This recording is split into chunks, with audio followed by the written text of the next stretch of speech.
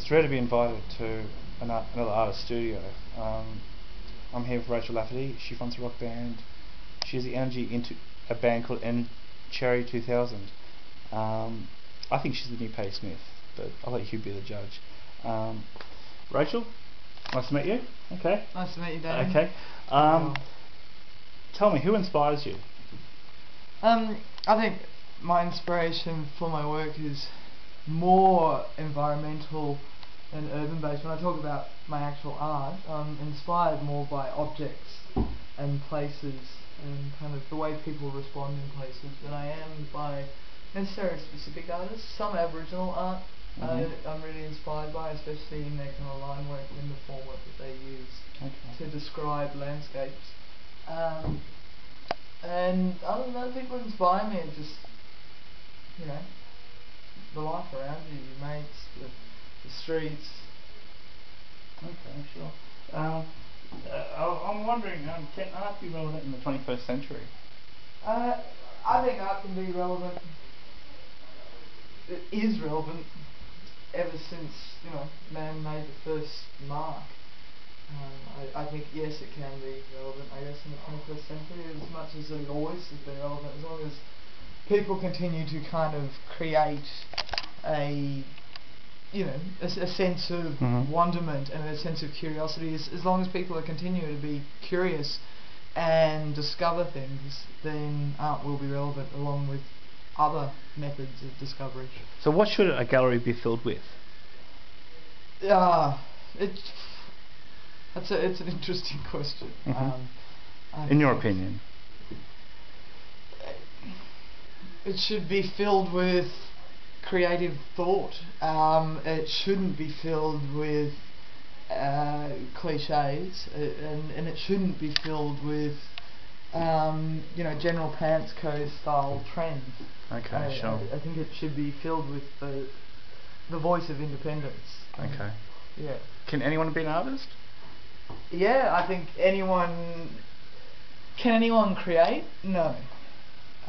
You either you can or you can't. You're born into it. It's the belly of the beast. It's your heart and soul. Can anyone be an accountant? Oh, fuck, I know I can't because I'm shit at maths. Okay. So, you know, I think it's that kind of question. You know, you have people who have a tendency towards a certain desire to create something, whether it be with paint, whether it be with stone, you know, and they're into that medium too, usually, because they have a passion with that material. So as long as you've got a passion, you've got a vision, and you want to express it, can you be an artist? Yes, you can. Okay. Yeah. Whether you can be a good one or not. that is subjective, of course. That's subjective. Of course. You know? Is political art good art?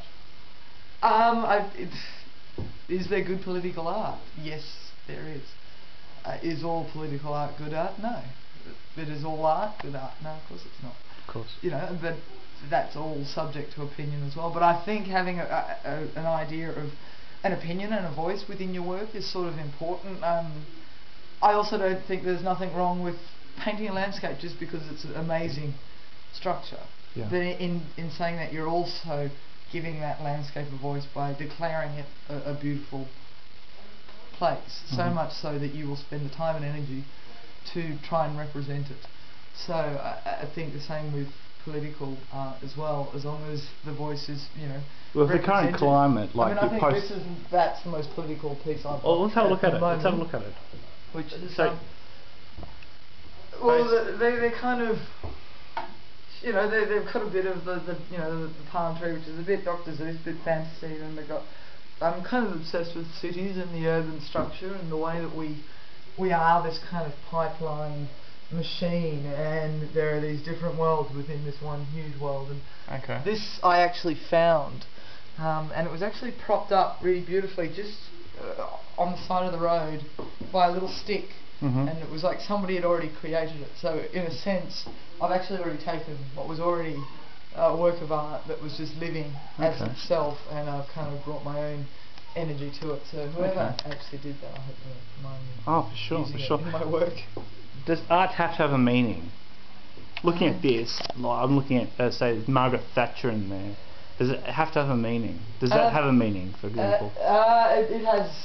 It has a voice. You know, and it has many meanings. But I think the meanings are really, when you're talking about art is a language. It's a visual language, and I like people to understand it on a visual level and take that relationship internally, not to say this is exactly what this is all about. I mean, you know, it's like, well, that is a portrait of a child, but what is it about? It's about fascination. Who did that one there? Did you do that one there? Yes, I did. Okay. Yeah. And you know, and the beauty in which the human form exists. That's what that's about. And this is about you know, the pipelines of our human, you know, creation and what we've kind of done to ourselves. You know, are we going to survive? Is this utopia gonna live? But that's just my relationship with the painting. Okay. That's not necessarily somebody else's relationship, and I think that's what's important about visual art. It's about the independent person's relationship with the work. When I look at somebody else's work, I have a relationship. When I walk into a gallery and I've never met the person, I look at the work of art, and I've not got the person standing next to me telling me about it. I have a brief description of the medium and the title. Okay, and sure. I take with that, you know, what I see. And these are all recent paintings of yours? Yes, they are. This is the most recent one at the moment. These ones are sort of a series I've been working on with the quilted fabric. You know, it's kind of like I was going to notice that, yeah. You know, the cotton wooling of society. You know, the nice, you know, give everybody a nice little blankie and we'll all be okay. Okay. It's, you know, just feeding people bullshit. Okay. We all know about that. Okay, of course. Yes.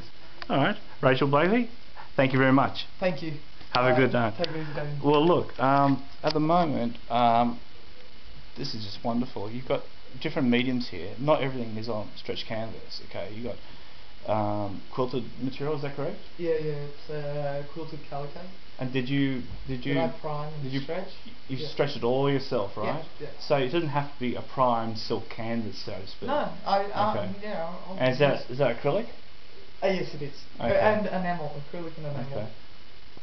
Yeah. Sometimes what I do is I'll put a bit of masking tape on the side, because my mum will want me to have it nice and neat if I'm doing a commission from mum. Nice edge. A nice edge, exactly. Yeah. But you can see that it's raw on the side. I don't know if the camera can pick it up. Okay, but it actually gives it character. I think it's fantastic. Okay, and the way you've done the nice North Sydney Bears colours there. Okay. Yeah, sorry, I'm not a football fan. Okay, but the motif is there off the colour code. Okay, and you've got the nice eyes there. It's very Duran Duran. Well, that's actually an album cover. Oh, really? That I've remodeled. It could be Duran Duran. Yeah. Please don't sue. Yeah. Don't sue Rachel if you're a Duran Duran and you're watching this. Simon Le Bon, please. It's a tribute, isn't it? Yeah. Yes. Okay. Well, look. I think for the young people watching it, there's something to aspire to there. Thank you very much.